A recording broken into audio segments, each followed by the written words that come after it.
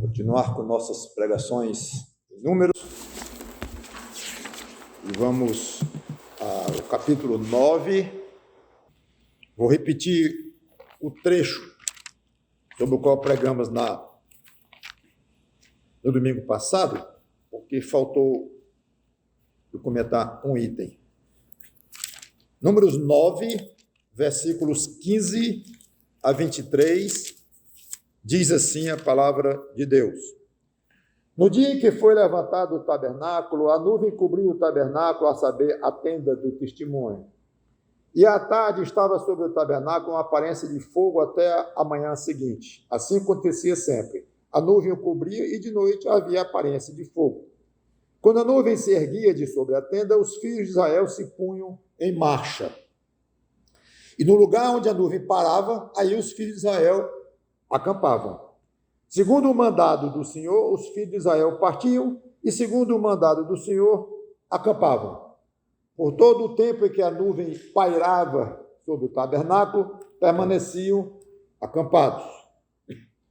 Quando a nuvem se detinha muitos dias sobre o tabernáculo, os filhos de Israel cumpriam a ordem do Senhor e não partiam.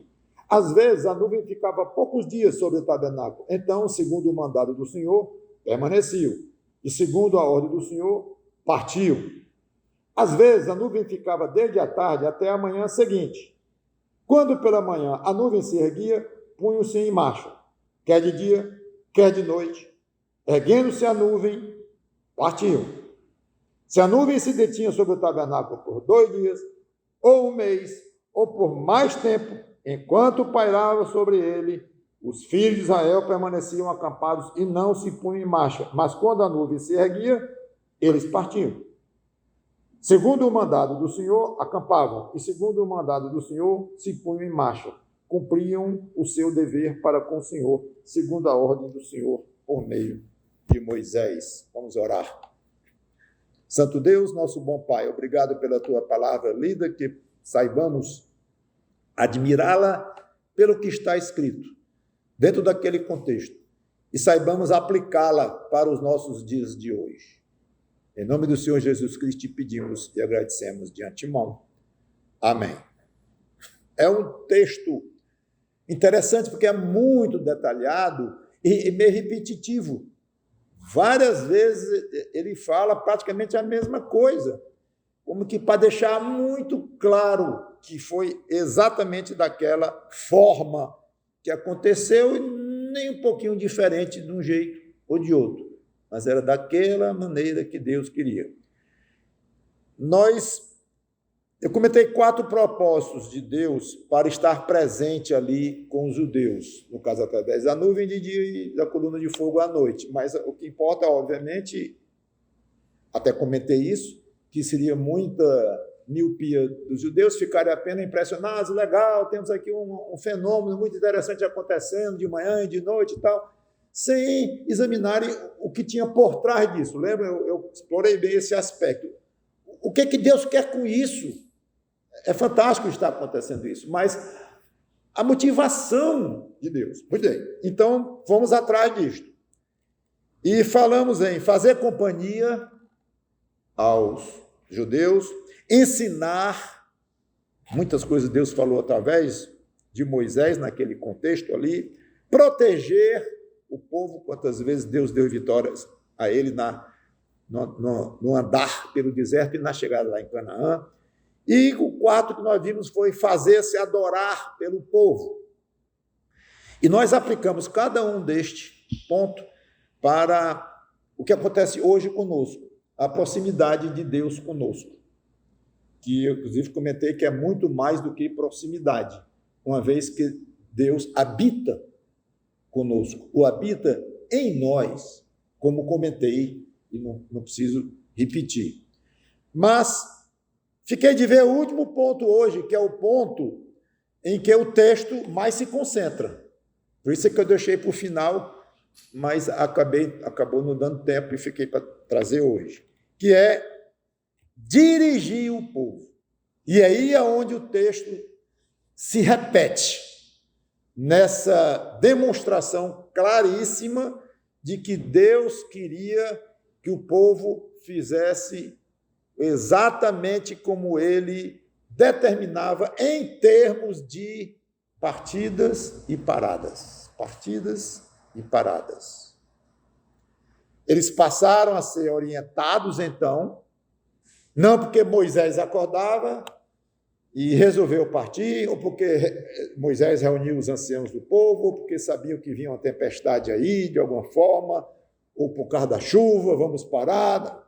Nada. Moisés não apitava nada aqui.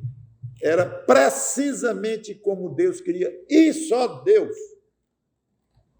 é que determinava. A nuvem levantava, se fosse de manhã, a nuvem se levantava, eles iam. Se fosse de noite, a coluna de fogo andava para frente, eles iam. Quando parava uma ou a outra, dependendo da época do dia, da hora do dia, eles faziam. Duas observações. Primeira, os judeus sabiam que estavam indo para a Terra Prometida, claro. Mas o roteiro da viagem e o ritmo da viagem era decidido só por Deus. Eles não sabiam de antemão quanto tempo iam ficar em cada lugar, nem a hora de chegar, a hora de partir, qual o próximo lugar, nada. Sabiam o destino final. Em 6 versículos, nós vemos 7 vezes a expressão segundo o mandado do Senhor, ou segundo a ordem do Senhor. Por isso que eu falei que é um texto até que se repete 7 vezes num versículo, mas para enfatizar que a ordem, o mandado, o plano era de Deus e de ninguém mais. Cada detalhe, até mesmo o momento exato da partida. Aí o texto diz, podia ser uma noite, podia ser poucos dias, podia ser muitos dias, podia ser um mês, e mais do que um mês. Então, vocês veem a variação do tempo. Eles podiam chegar num dia, aí desmontar tudo, as tendas, tudo, e o trabalho. Aí, no dia seguinte, levantou a nuvem de novo. Ou então, se for de noite, 3 horas da madrugada, a coluna de fogo seguiu, saiu do lugar dela. Levanta, levanta, levanta, todo mundo vamos, mas chegamos ontem. Ou então, tudo bem, deve ser amanhã que nós vamos de novo, ou depois da manhã, ou daqui a uma semana, ou daqui a 15 dias. Parado. Mas nós não vamos chegar nessa terra prometida nunca, não. Parado. 3 semanas. Seu Moisés, estamos aqui há 3 semanas. Não posso fazer nada. E está ruim, choveu muito, está cheio de lama aqui, tudo ali está um tempo muito melhor. Vamos, pelo menos, nos deslocar um pouco para lá, é melhor. Não podemos. Parados. Parados, parados, parados. 3 semanas, 25 dias, 30 dias, 35 dias, eu não sei qual é o período máximo que eles passaram, mas aqui diz. 1 mês ou mais. Então, é uma variação muito grande que, obviamente, deixava o povo com interrogação enorme, uma sensação meio esquisita, talvez, de que a gente vai planejar isso. Não vai. Não vai planejar coisa nenhuma. Só sabia uma coisa só. Para onde estavam indo. E que Deus estava com eles, claro. Agora é bom olhar para trás e ver o que aconteceu com os outros, né?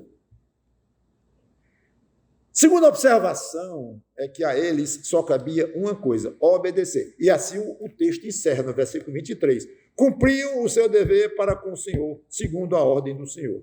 Pronto. Então eu quero aplicar, sem mais delongas, para nós 2 lições, como nós tiramos as lições. A primeira, não é difícil aplicar isso.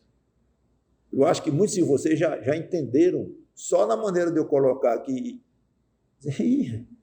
Acho que isso tem muito a ver comigo. Eu sei para onde vou. Para o céu. Verdade. Quando? E a minha trajetória até lá? Quantos filhos eu vou ter? Quantos filhos eu vou perder antes de eu chegar lá? E vou fazer o que nesta vida? E qual vai ser o meu patrimônio? Eu vou ganhar? Eu vou perder? Eu vou ter saúde? A vida toda? Um pedaço da vida? Vou passar metade da minha vida meio doentinho, depois, de repente, vou ficar bom, como acontece com muita gente, ou o contrário? Não sei. Vou casar? Não vou casar? Vou casar, ótimo. Quanto tempo vai durar minha mulher? Ou meu marido? O casamento vai durar?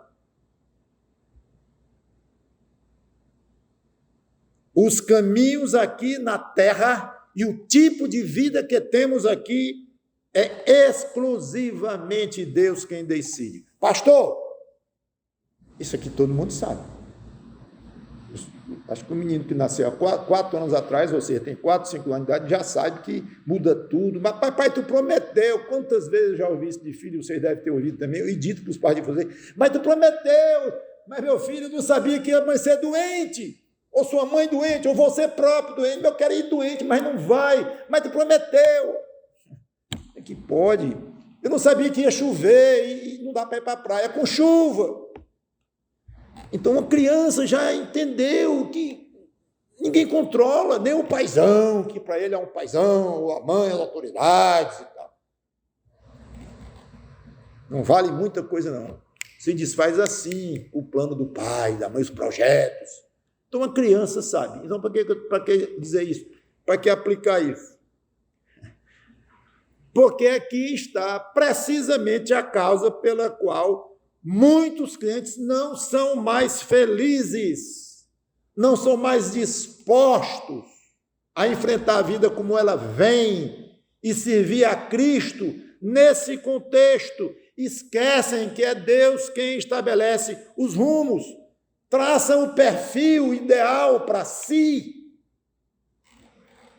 para a própria vida, e quando os planos não funcionam, se frustram.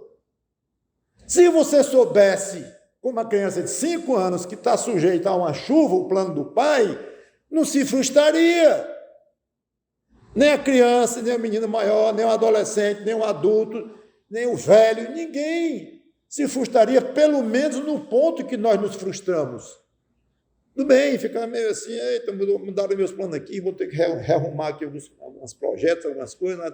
Tudo bem, mas ficar frustrado, amargurado, e um dia atrás do outro. Não entende, não aprende.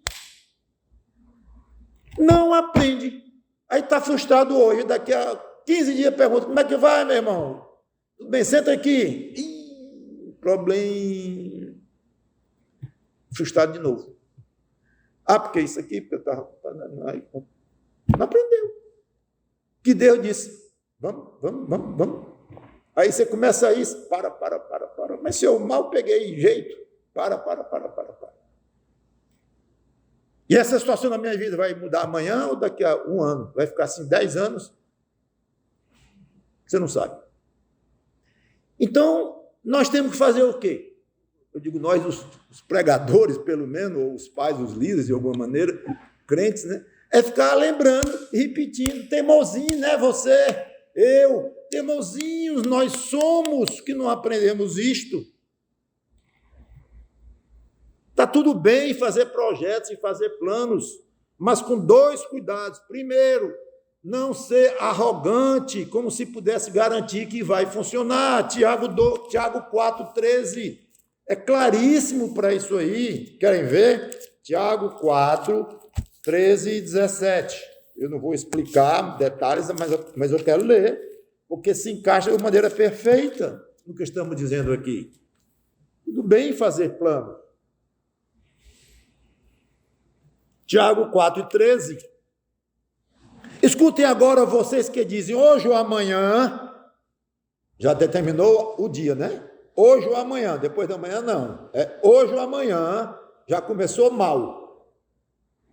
Hoje ou amanhã, iremos para a cidade tal e lá passaremos 1 ano, não é 2, nem é 6 meses, é 1 ano. Vou ficar lá 1 ano. E faremos negócios. Que bom. e teremos lucros. Ah, vai ter lucro? E não pode dar prejuízo, não, isso. E não pode ficar nem lucro nem prejuízo. Vamos ter lucros. Vocês não sabem o que acontecerá amanhã. Aí vem o carão aqui do Espírito Santo, através de Tiago. O que é a vida de vocês? Vocês não passam de neblina que aparece por um instante e logo se dissipa. Em vez disso, aí vem a solução bíblica. E a solução bíblica não é assim. Em vez disso, vocês não deviam fazer planos nenhum. Não é assim, não. Ele nos deu inteligência, ele nos deu raciocínio, capacidade de planejamento. Não fazer plano nenhum, que é isto. Em vez disso, deveriam dizer, se Deus quiser. Entrou um fator aí que não tinha entrado em nada. Esse fator chamado Deus. Não, amanhã ou depois eu vou para a cidade e tal, e vou negociar e tal. Cadê Deus? Então entrou Deus. Se Deus quiser, eu vou viajar. Peraí, tem uma coisa antes da sua viagem. É a sua vida. Você viaja morto. Bom, pode ser dentro de um caixão, bota no avião, vai para o lugar onde nasceu para ser enterrado lá. Pode até ser. Mas fazer negócio, vai não. Então a primeira coloca é Deus. Se Deus me deixar viver, aí eu vou começar a fazer meus planos. Aprendeu? Que a sua respiração depende de Deus? Que coisa! Muito interessante, né, meus irmãos? Se Deus quiser, não só viveremos, como também faremos isto ou aquilo. Ou seja, o que vai fazer? Está nos seus planos, planeje. Ou isso ou aquilo, pode planejar à vontade. Agora, entretanto, vocês se orgulham das suas arrogantes pretensões. Orgulho? Agir daquela primeira forma. Todo orgulho semelhante a esse é mau. Então, tudo bem fazer projetos e planos, voltando, mas com dois cuidados. Não ser arrogante, tirando Deus do meio do projeto. Segundo, não depender desses planos para nos sentirmos realizados. Do contrário, nós vamos ficar frustradíssimos a vida todinha. E você sabia que tem gente assim? Crente, que vive frustrado e vai morrer frustrado. Velhinho, se ficar velhinho, que a angústia às vezes mata, mas se não, a frustração cobra muito do organismo. Mas se aguentar o tranco mesmo, vai ficar velhinho, frustrado, chateado, fazendo um plano e não resolve. Frustrado. O apóstolo Paulo teve planos alterados. Em Atos capítulo 16, versículo 6 a 9, não precisa nem ir até lá, eu leio só, mas ele ia para o norte e o Espírito Santo não deixou. E ele pode dizer, o Espírito Santo não deixou. Atos 16 e 6, quando ele diz assim,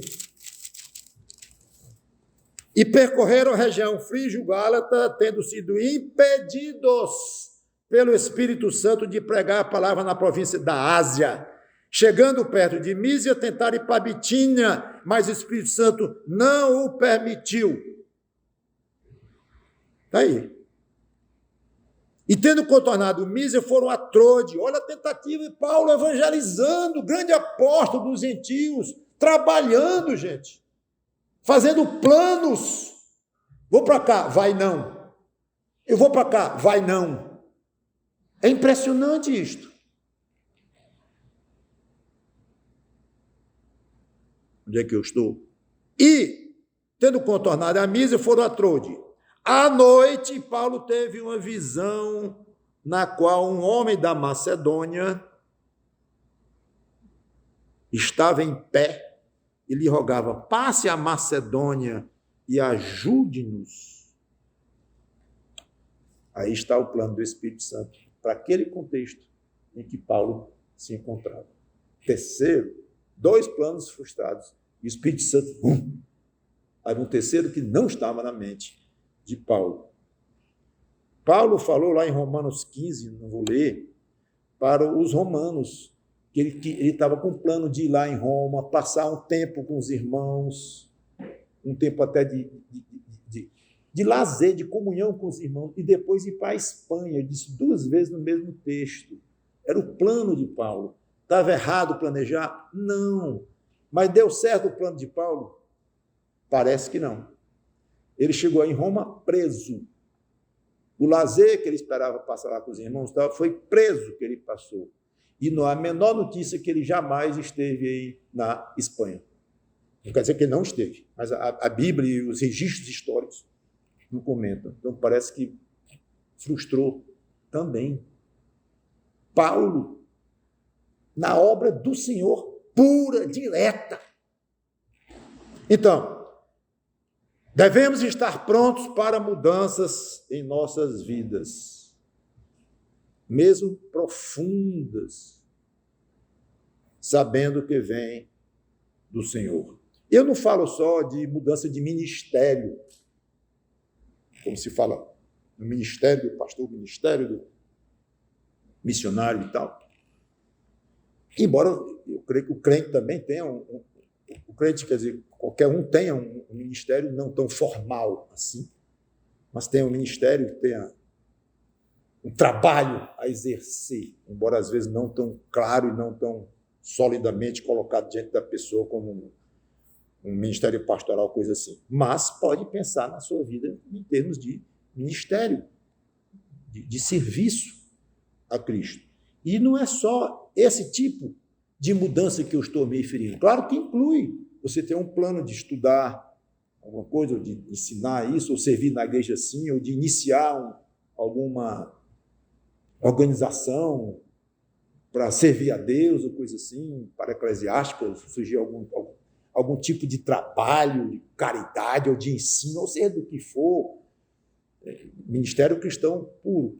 E, obviamente, isso aí pode mudar de uma hora para outra, nunca acontecer, coisa assim. Mas não é só isso, não. É de qualquer tipo. De qualquer tipo. Pode acontecer a qualquer minuto. De dia ou de noite. A qualquer hora. Levante. 3:30 da manhã. Levante. Vá para o hospital. Essa dor aí no seu peito, foi eu que botei. Corra, vá para o hospital. Eu tinha encontro amanhã de manhã, a hora do encontro aí já era, há muito tempo, você está pensando em viver. Corre, chama a mulher, ou chama o marido, o vizinho, chama a ambulância, os filhos, se forem grandes, corre, corre, corre, e torcendo que a ambulância chegue logo. Mas no dia seguinte eu tinha um encontro importantíssimo, queria vender a casa, ou queria comprar um negócio, ou queria se matricular no curso onde passou, sei lá. De repente, vá! Hospital, correndo, querendo chegar, vivo. Aí, num instante, as coisas ficam tão diferentes. Aí você chega no hospital e diz lá, não, isso aqui é um espasmo, tá? Não tem nada de infarto, tá? Dá um remedinho, volta para casa. Ou então, UTI, infarto do miocárdio agudo. Não sei nem se você escapa. Não é assim? É quando menos vê, está sendo operado do coração, 4 pontos de safena, aí mudou tudo da vida, a dieta, os alimentos, tudo, exercício, tudo, atividades. 3:30 da manhã daquele dia mudou totalmente a sua vida. Ou um derrame que você fica paralisado um pedaço, não sabe mais falar direito, de repente, assim. Só que esse não foi 3:30 da manhã, foi às 9 da manhã. Foi 4 da tarde.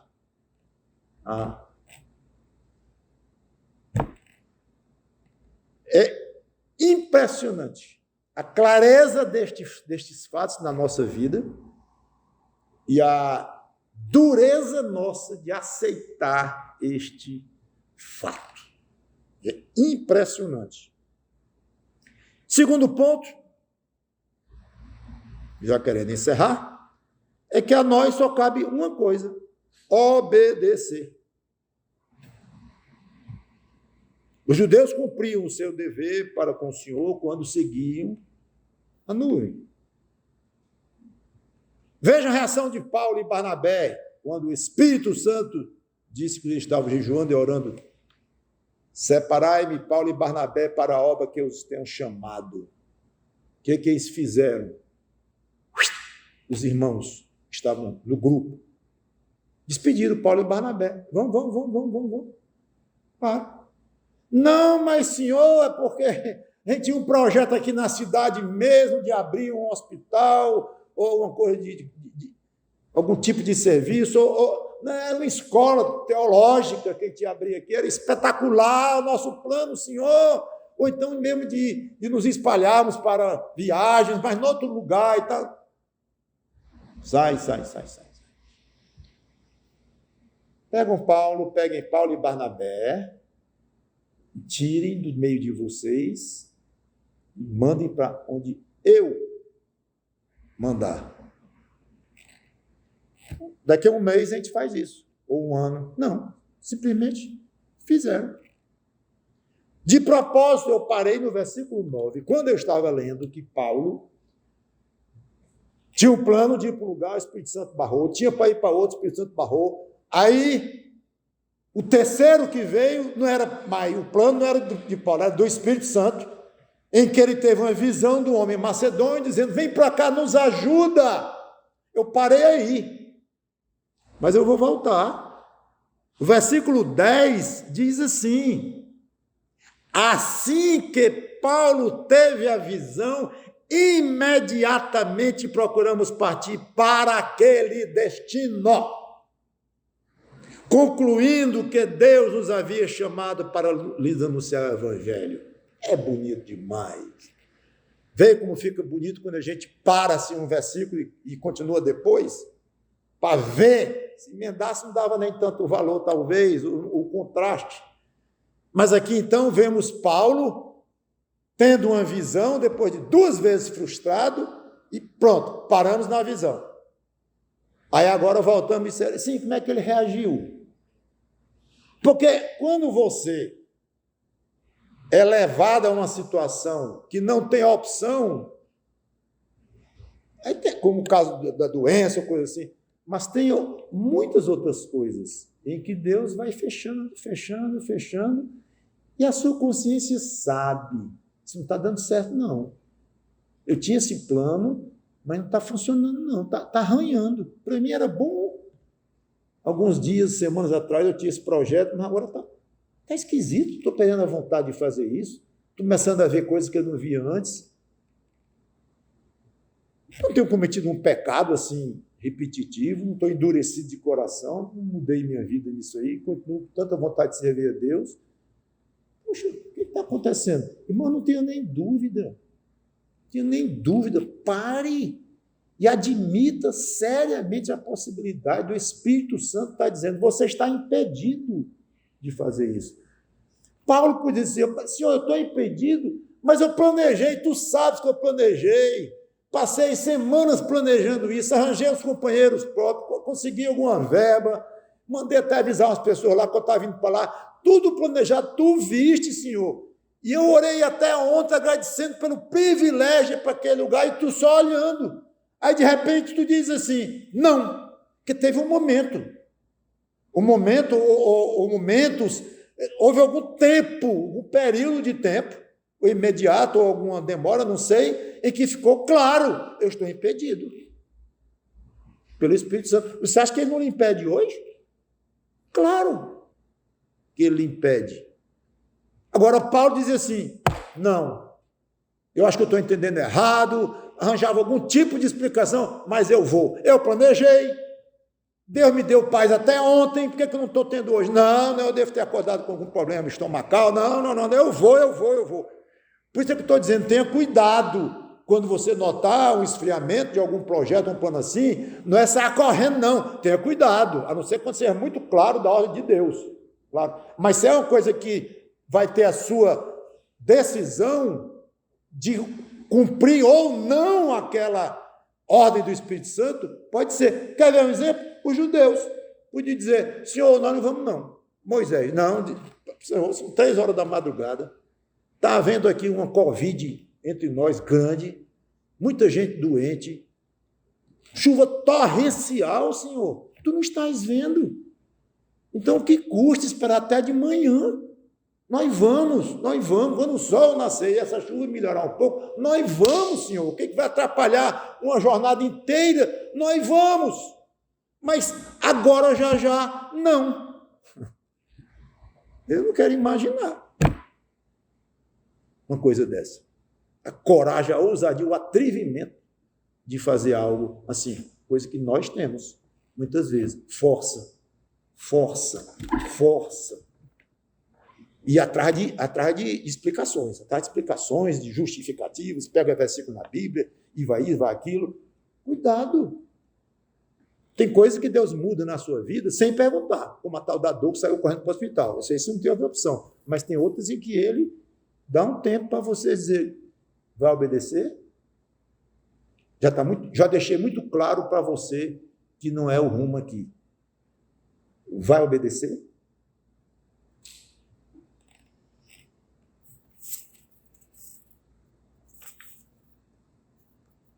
Deus me quer com saúde? Estou pronto. É doente? Estou pronto também. Espírito Santo me quer trabalhando para Ele onde eu moro, servindo a Cristo, na minha vida, na cidade que eu moro? Ótimo. Me chamou o pai para uma tribo da África? Vamos. Me quer médico? Advogado? Que não quer que eu me forme? Estou pronto. Pastor? Vamos para o seminário. Missionário? Qual é a missão para eu entrar? E assim vai, irmãos. Eu vou encerrar agora, e aqui caberia uma pregação inteira que eu não sei se eu vou fazer, não, eu devo até ter, não sei. É a forma de obedecer. Eu vou encerrar, não vou mais falar. Mas a forma de obedecer. Não, pastor, obediência é obediência. É. Aí uma senhora se levanta 3h da manhã, lá no acampamento dos judeus, com um filho doente, e diz, louvado seja Deus, me ajuda, Senhor, a enfrentar essa chuva aí com esse menino com febre.